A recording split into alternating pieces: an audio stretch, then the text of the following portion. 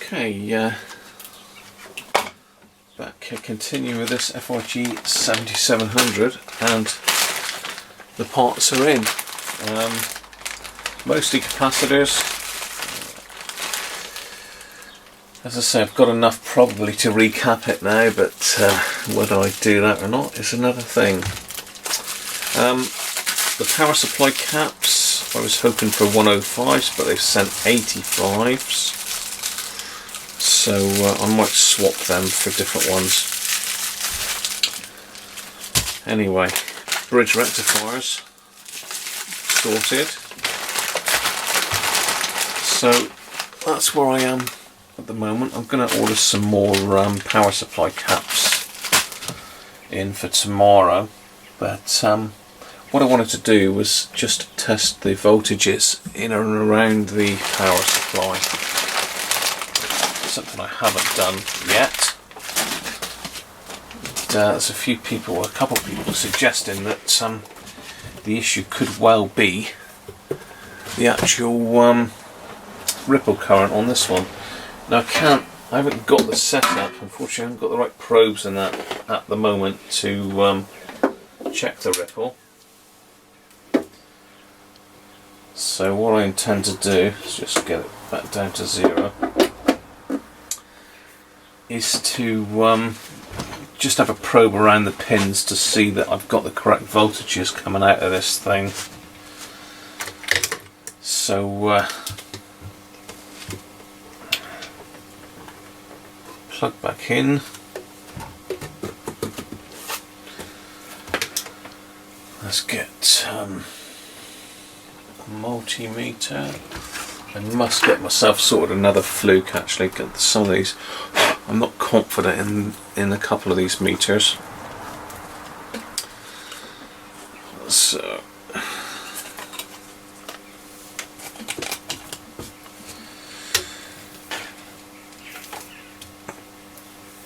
I've got the circuit here. So what I'm trying to do, again, I'm not powered up yet. I'm going to just check these voltages down through these rails, or these output jacks.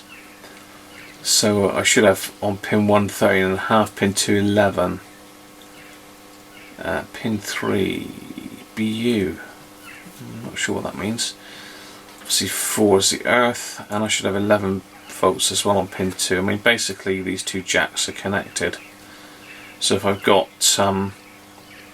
11 volts on pin 2 here, I'll have it on pin 2 over here, and the earths are connected as well. So we'll check for that first on jumper 3, which is this one here.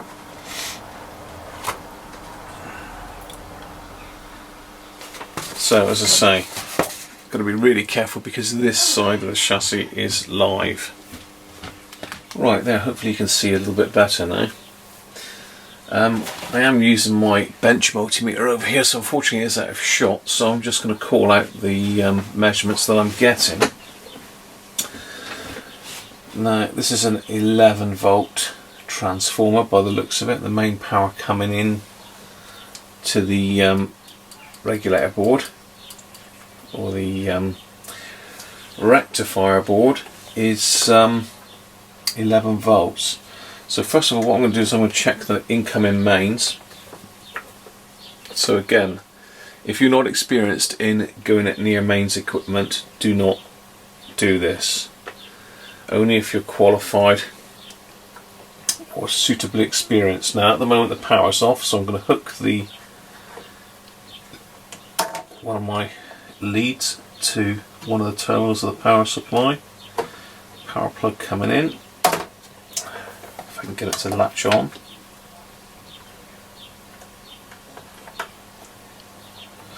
There we are. Now, one of the things that is sort of preached quite a lot is always keep one hand free. Only work with one hand. Don't have two probes. That's why I've got the crocodile clip probe.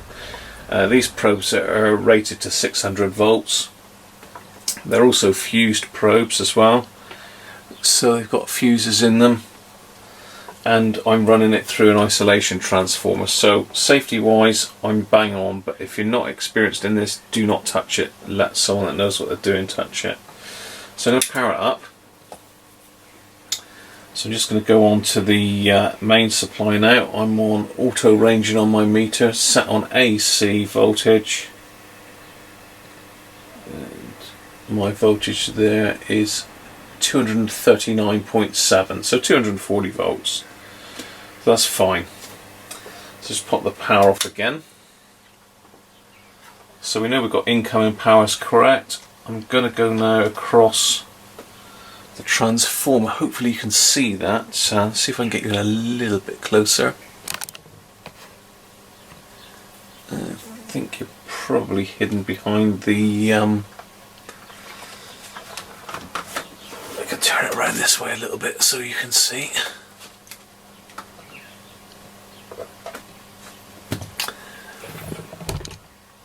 See, right.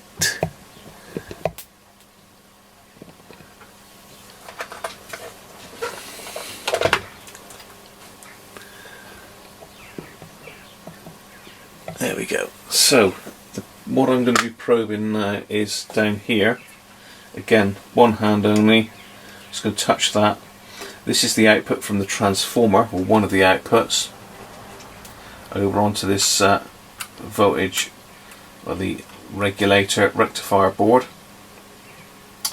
So should be expecting 11 volts there. So let's pop the power back on again.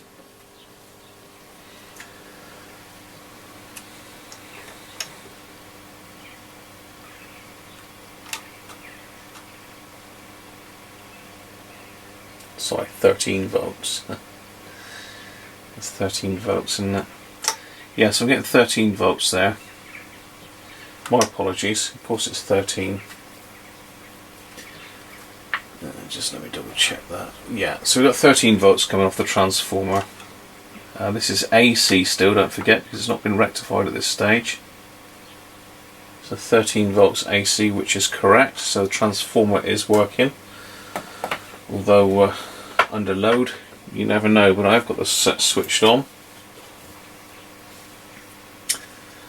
So let's just pop the power back off again. So we know incoming's okay, we know the mains is fine, it's getting through, and we've got the correct voltage, which is 13 volts, not 11 graham, coming out of there. So now I'm just going to hook my lead onto the chassis. The chassis is earthed. Switch my meter to DC, because now I'm going to start checking the output voltages. So let's just get something to point with, something nice and plastic.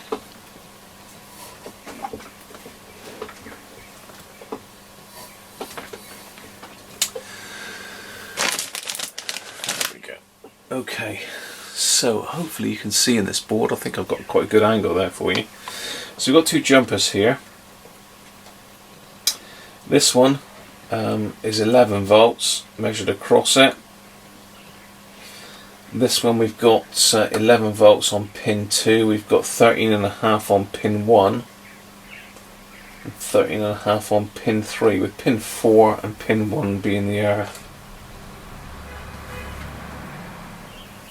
So, right, let's power them up again. And come in from this direction now, so as I'm away from the mains. So check with this one first. That's the earth, so nothing on that one. Okay, we've got 10.18, so it is a little bit low, we're not quite getting 11 out. So that's the earth, so pin 2. Again, 10.2. And we're actually over voltage here, should be 13.5 or a volt over, so somehow we've gained a volt there and we've lost a volt on the other one. Let's try pin 3, which should be 13.5, again it's 14.5, so I've lost nearly a volt on this side,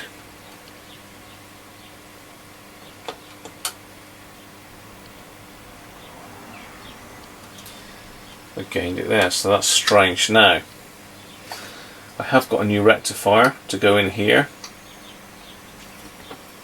Let's not poke around with the probe, let's use the little bit of plastic. Let's pop the power off. So I have got a new rectifier to go in here. I would have thought that's causing the voltage difference.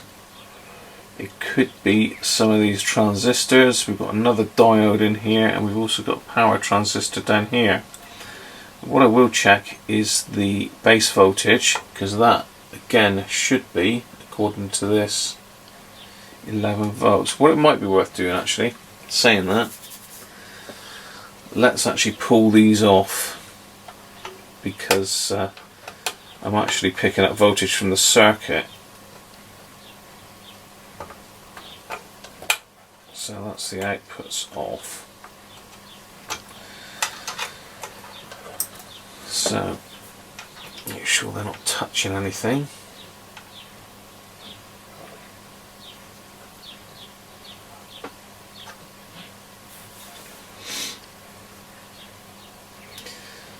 Apologies if I'm waffling a bit here, but as I say, this is the first go at this for me. So let's power them up again.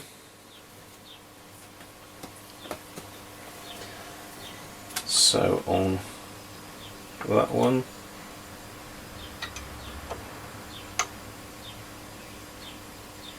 it's still low, 10.5, so half a volt short on that one.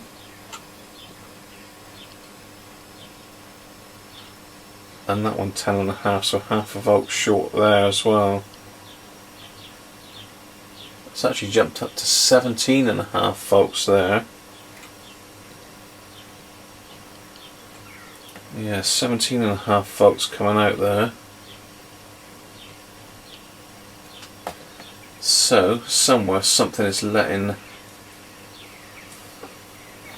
actually not letting, we're over voltage.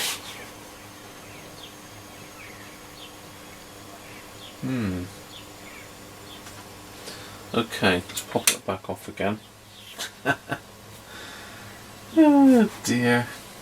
There's definitely something amiss on this board. I don't think it's anything disastrous, because obviously the radio is working still, but it might be causing that anomaly with where it's unstable.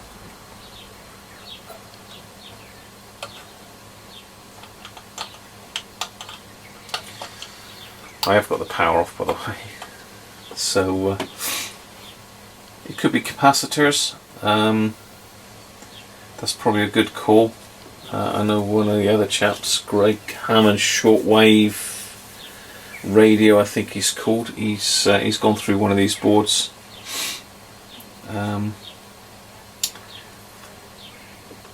So let's try the base of this transistor.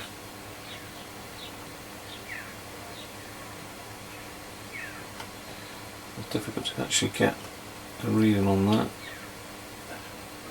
Okay, so we've got just under 11 on the base of that transistor. So that would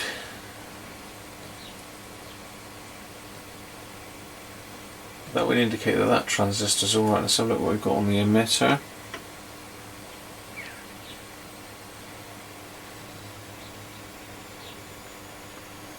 So 10.2 on the emitter. I wonder if that's where we're losing our voltage on that transistor. I wonder.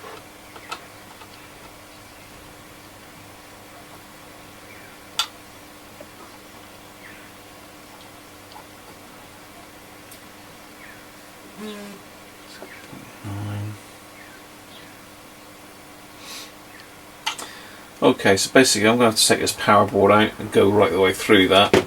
I'm also going to need to check that that transistor down there. This one, hopefully you can see that. This one down here. That's basically just wired back up through with some flying leads. It's got a little silicone, or I can't remember what they call the material now, but it's insulated from this, mica washer, I think that's what you call it. Okay, interesting. We've never got a fly in here. Right, well, I'm going to get to that and have this board out and have a look. When I've got this out, I'm going to go through the transistors as well, just double check the gain of those, because I have got some strange voltages coming off this thing. I've got the right voltage going in, but some strange ones coming out. Magnetic screwdriver always helps, but keep it away from ICs. Right. So that's me. Jacks out the way.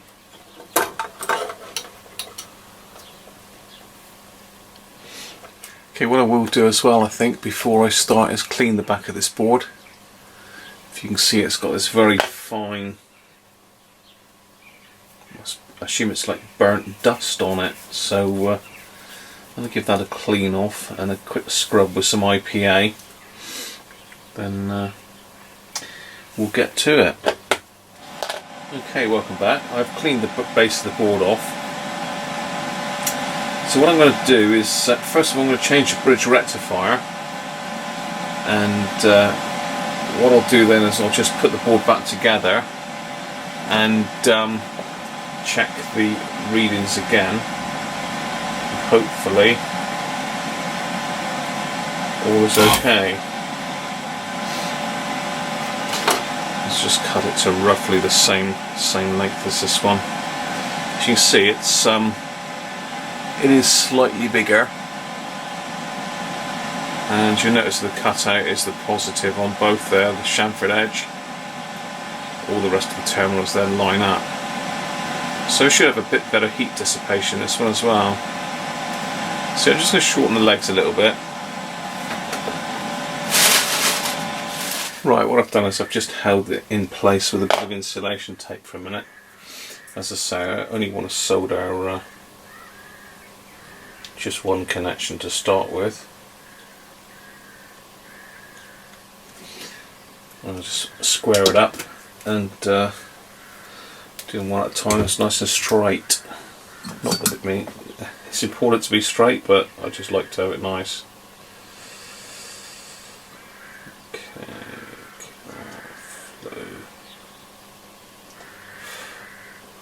they're quite hefty legs on these.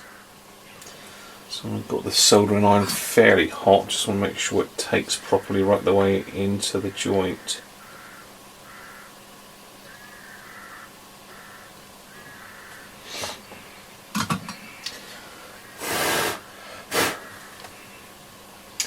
Right, let's have a quick look at that. Just take my temporary bit of tape off.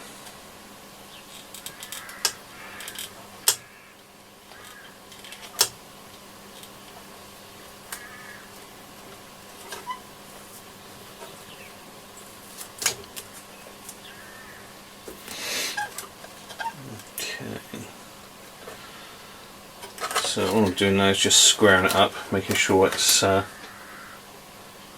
the right angle. Yes, it is. Okay, that looks pretty good there. So pop it back over.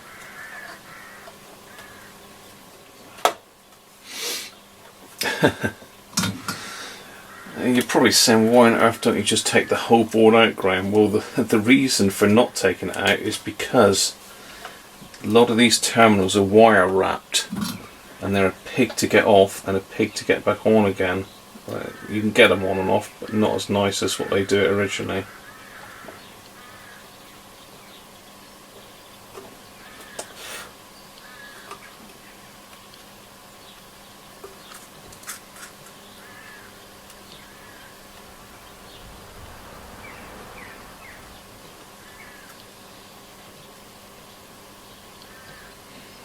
There we are. one new bridge rectifier. Okay, so I'm powered up. I've just checked that I've got the correct AC coming in off the transformer I have. I'm just going to probe these again.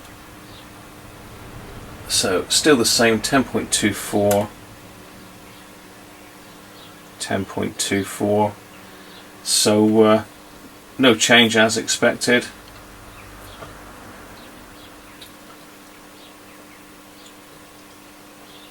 .93. Yeah, it's come up a little bit with the new rectifier.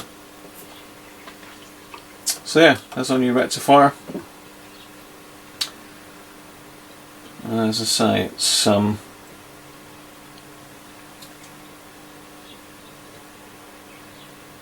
sticking 15 volts out there, but that's fine. So next stage is to start changing the capacitors in there.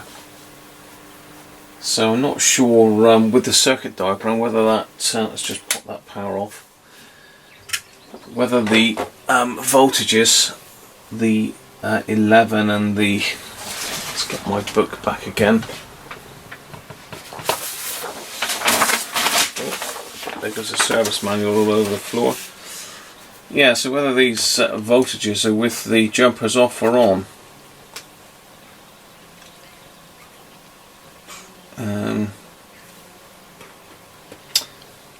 Yeah, pass.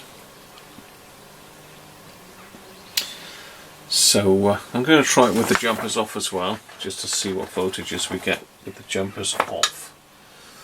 Let's just unplug the cord, although I'm isolated from the mains.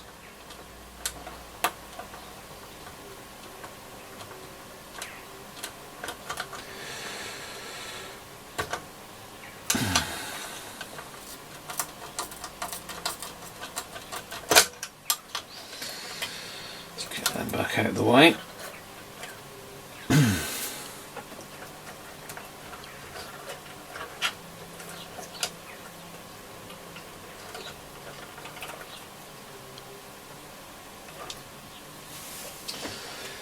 Power back on. Oh,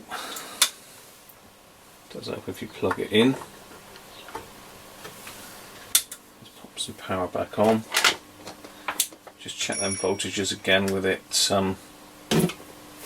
The jumpers off.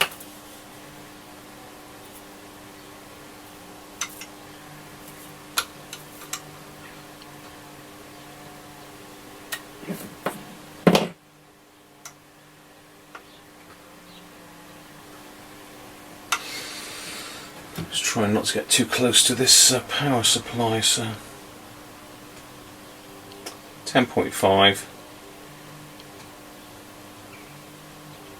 10.5, 17.5, 17.5, so definitely not right still, but at least that's some preventative maintenance done by changing the rectifier. I've managed to knock my service manual all over the floor, which is good. Anyway, let's carry on with this. Okay, well there we are, there's my capacitor stash for this build, for rebuild. All neatly labelled up, so that should make it a hell of a lot easier now to actually grab capacitors without having to search through little tiny bags. So let's put that to one side and I'll start getting these capacitors out. Okay, I'm going to just take one of these out to start with just to show you, then I'll carry on and do the others. We've got 4 electrolytics in this board, so 1 microfarad, a 10, I think that was a 33, and another 10. Let me just double check that is a 33.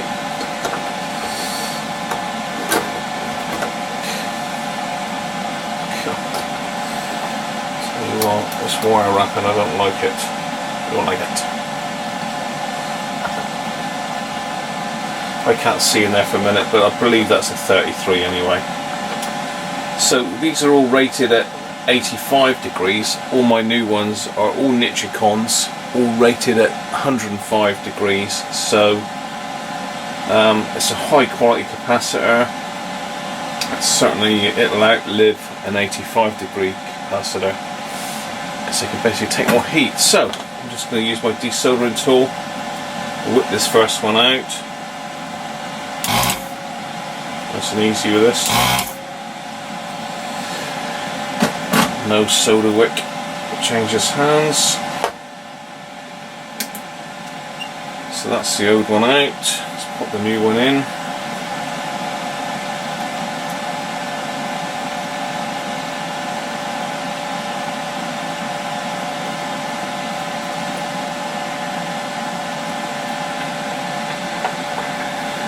Again, we shouldn't need flux on this because it's new components. I did it on the larger ones just to make sure I had a really good connection.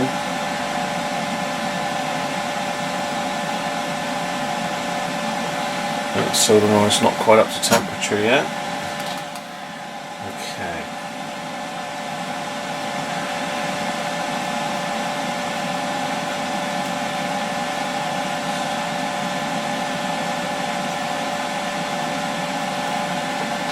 It's the first one done. Very close together on the board, those, the pins that is, so it's worth just checking to make sure you haven't got any bridges. So he knocks everything over again as usual.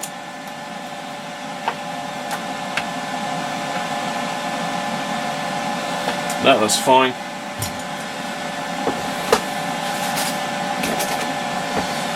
So what I've got to do with that, just snip the legs off. Hang on to these legs, because the last thing you want is one of these legs going into your equipment, because that will short out something very easily. So there we are, one down, 4 to go. So I'm going to do the rest off camera and show you where I'm at, what I've done. Okay, there's the power board recapped, except for the large cap. I'm going to do that one tomorrow. I have got some I could pop in here. These ones, but they're only rated at 85 degrees C. It's right next to the bridge rectifier, which gets pretty hot, so I want to rate it at 105. This one's only 85 that's in here, so basically that's the 4 caps I've changed down through here. Incidentally, I did go for not just Nichicons but the higher lifetime. These are all 2000 hour 105 degrees, so they should last a long time. So I'm just going to pop this back down. I've got the terminals off still because I want to check the voltage with these pins disconnected, just to see whether the capacitors have done any difference. And then what I want to do is just pop the capacitors on the ESR meter to check again. I think we've slipped a little bit, haven't we? There we are. So zoom back out a bit. So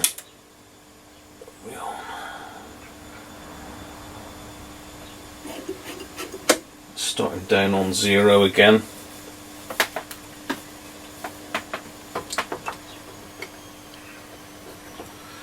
Let's get the multimeter on. Connect it back up.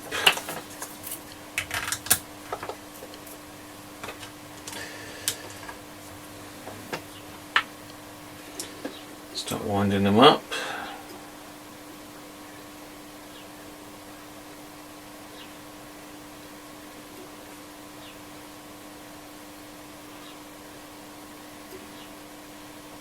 Obviously not drawing any current because the radio is not actually connected in circuit. I've unplugged the radio from the power supply. Oh, it's drawing a little bit.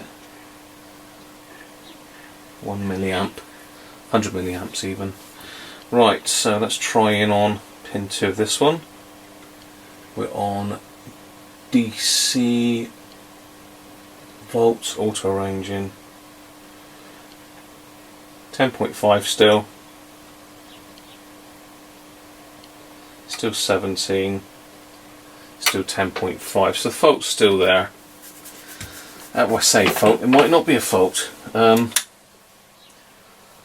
just unplug that again. What I'm going to do is just plug these back in.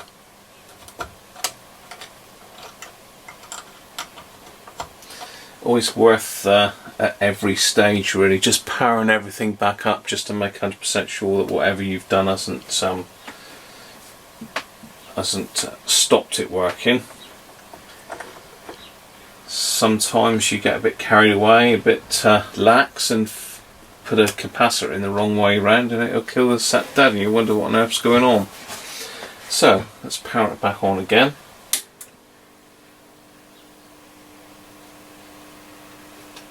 As you can hear, it's hissing away.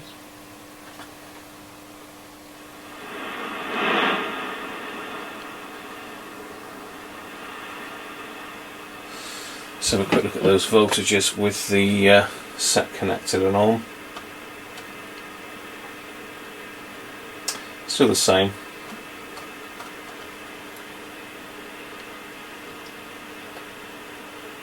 Yeah, still all the same voltages. So there's something amiss on this board.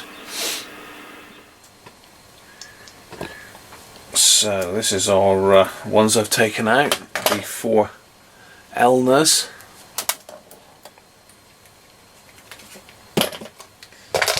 I use the ESR meter rather than the capacitance meter because this will tell us if there's any problems with the resistance of it. So first up, what have we got here? We've got the 1 microfarad at 50 volts.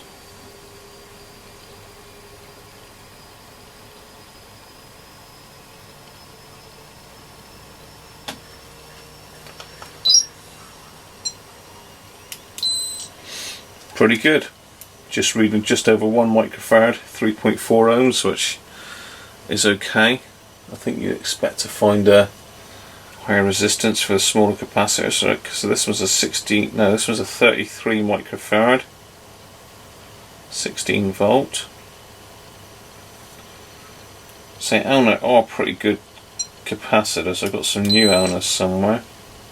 Again, that's 35. So 10% would be 30. Yeah, that was fine. No issues there. Again, this is just a preventative thing really. These things don't cost a lot. They're pennies really. Certainly not pounds. The only ones that is expensive is the big main power supply one. So again, this is a 10 microfarad. Again, reading 10.27. Very good. Impressed. You just don't know how long these would go on for. That's the trouble. So another 10 microfarad.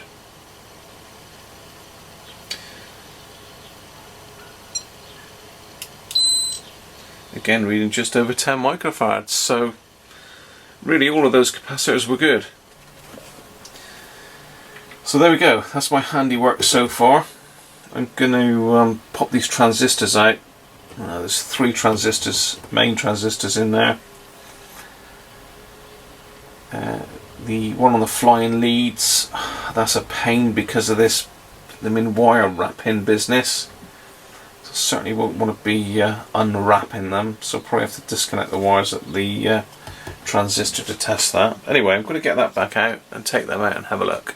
Okay, just a quick update then. This is the power board upside down.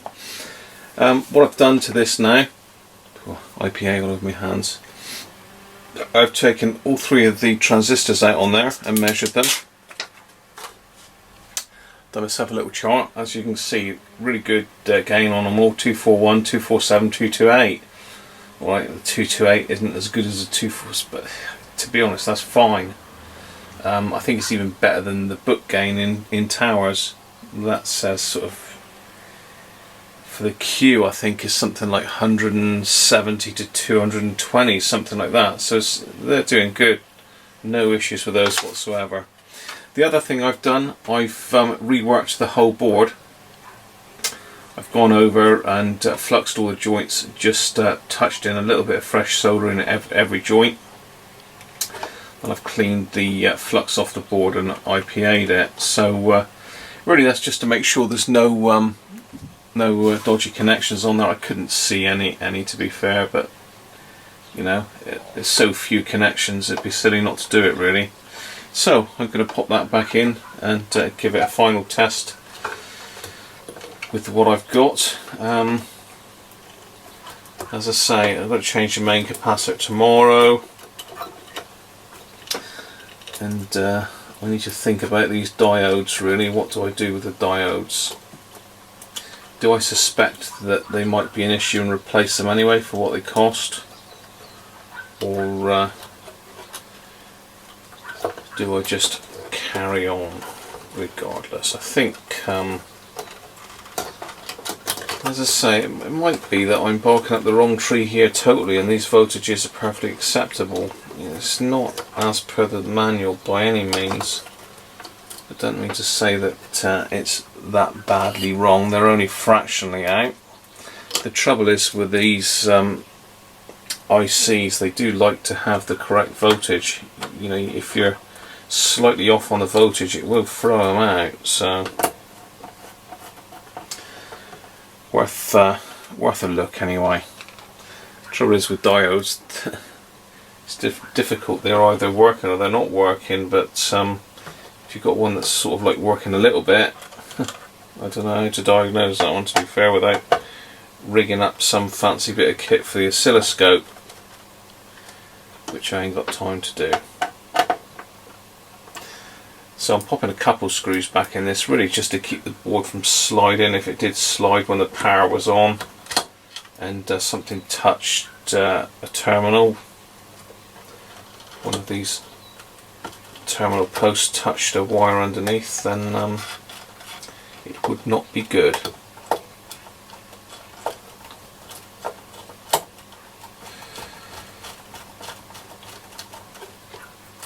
So I'm going for another power up.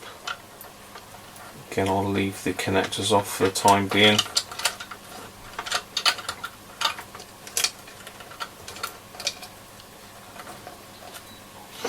Everything else is reconnected there.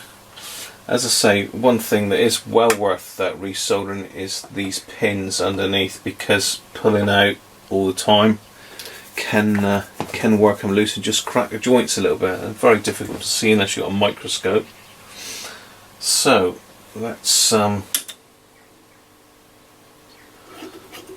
the power right down. Pop that back in. As I say, I've got the board isolated. There's nothing going through to the main circuitry. So let's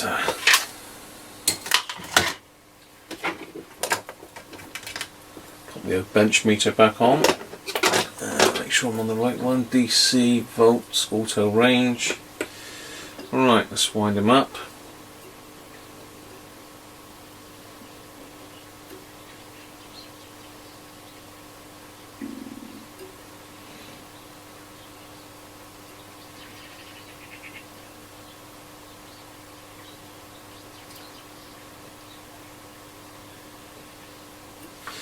Okay, let's have a look now.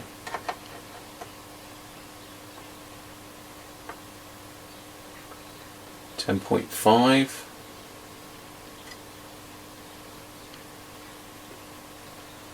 $17.3. $10.5. $17.3. So yeah, that's not done anything. So we'll definitely want a dry joint. We'll give it another try with the board plug back in.